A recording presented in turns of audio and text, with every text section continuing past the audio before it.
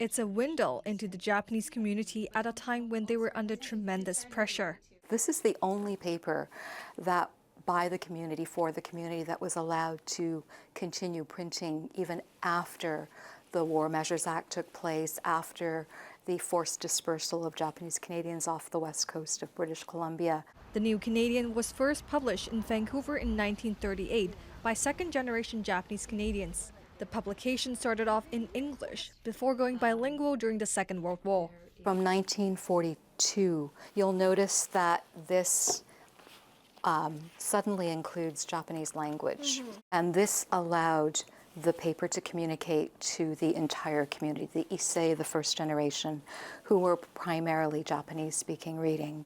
The Nikkei National Museum and Cultural Center is one of 2 locations in Canada where physical archives can be accessed.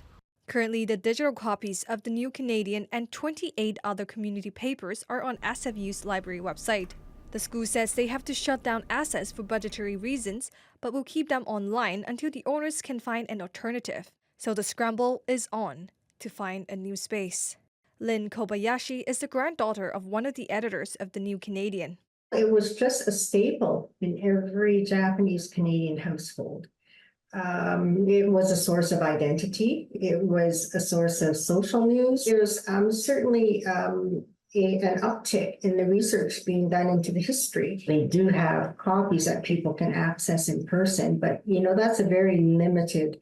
The move to shut down the archives has sparked a petition with over 700 signatures and counting. My grandfather was born and raised in Vancouver before he and his brother were forcibly uprooted during the Second World War. So for me, doing anything with this work, with this history, is kind of my way of saying to him, I'm proud of you. But also as a teacher, I like to use them in my classroom.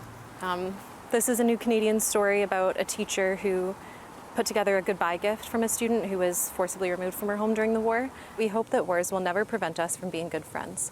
May we soon see you again. Forget us not. The owner of the archives, the Multicultural History Society of Ontario, says it is trying to find a solution. Pinki Wong, CBC News, Vancouver.